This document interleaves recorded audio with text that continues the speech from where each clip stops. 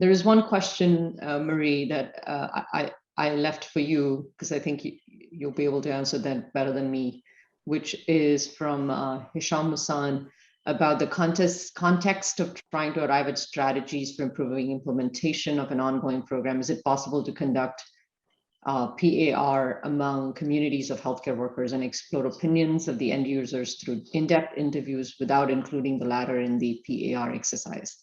But data given by patients can inform the participatory process. So that's a really good question, and hopefully I can answer it well. PR is a little bit more rigorous than other approaches, in that one of the goals of participatory action research is really to engage users or affected individuals in the process of collecting the data themselves. And so I think it would be possible, but I think that it would probably be challenging, just because healthcare workers are very busy and they have a number of other things that they have to do with their time.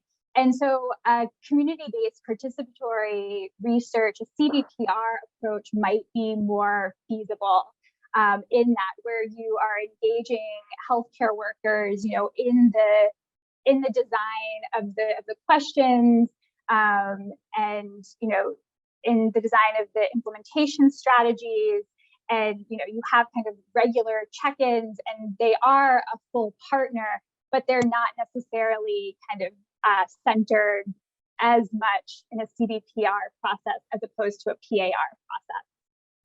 So hopefully that answers your question, but let me know if I didn't. Thank you, Dr. Bro. I think Dr. Zhu had a comment. Yeah, thank you, Cedra. Can you hear me? Yes, we can hear you. Yeah. This is actually a question, but it's also a comment. Just because I listened that the last speaker, Dr. Brown, on the community participatory approach. Actually, I learned it a lot from myself, and also because we are working in WHO on the implementation guidance on the NCD service integration. We actually realize the participate approach. I mean, in a way, we're using another language, say, empower the community and a patient-centered approach of designing NCD care for model for the patient. That is very, very, in a way, we call it, game changer or solution to our work to design or co-design a sort of NCD care model to fit that community. And this is very, very relevant. I just want to emphasize this is much more important, and also related to some contact setting, like, why the community going to this health center rather than their health center. And if this community can actually chip in to pay some sort of cost of the medicine compared to the reality, they didn't get any medicine at all. This is all kind of sort of, you can using the community approach to get the answer fit in the community. It may not fit into other community, but that community would be happy. And I would also like to reflect a little bit, Dr. Broad say, when you use the two scenario, the first scenario, you see it's not a community approach because you just want to get publication and got an answer from the community bugged off. But the second one, you want to disseminate the result to the community. I mean, from WHO ethic point of view, we always want to researcher to implement the research, but that result of research, not just share with the community, but be able to utilize that particularly community in the first places. I mean, ideally, we even hope this evidence can go to the policy level to help them. So that's one of I emphasize this is quite an important way. And then I do want to read a question. I think go to Dr. Bala when you mentioned, and Dr. Mariel, you mentioned different, the framework is very, very popular. But sometimes we're also thinking, because the non-communicable diseases area in lower middle income country, a lot of time is related to those country, those community. The people left behind, they're the poor people, they're the vulnerable people. I mean, that's why when we see adoption, there is no adoption. I mean, even you have good intervention, the thing that you can provide through the clinic, but people do not using it simply because they only have less than $1 per day. I mean, they don't want to use the money for their own health. So we do encourage, regardless what kind of framework that you use, you do put equity lens to looking at what's the barrier for those good intervention, which is easily implemented in high income country, but go to the certain community, you just have no way to penetrate to those type of population. So this is rather comment. Thank you very much.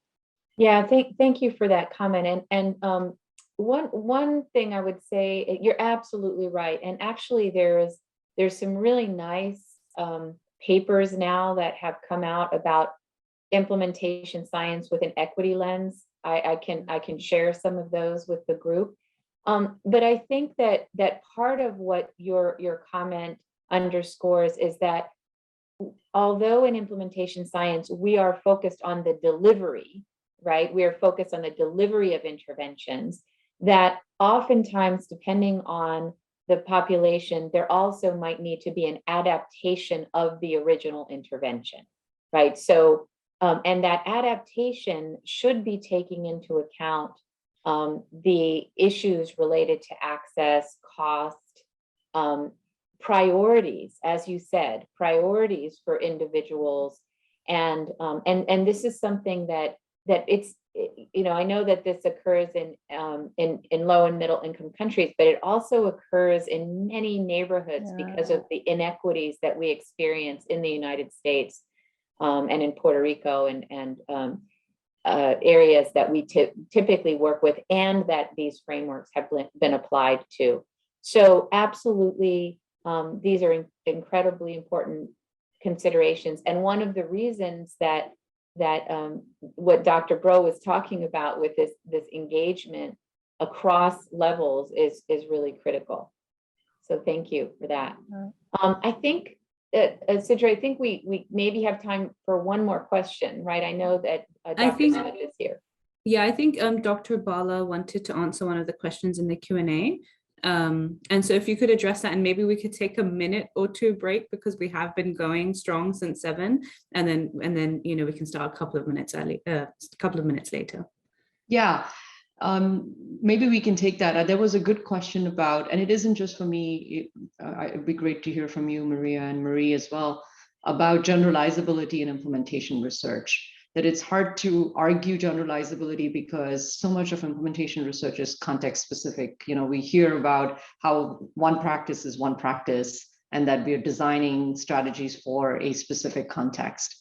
And so how can we talk about generalizability or think about generalizability in that context? And I thought it was a good question. In one of the responses I put in, had to also do with thinking about generalizability as an epidemiologic concept, which is from samples to population representativeness.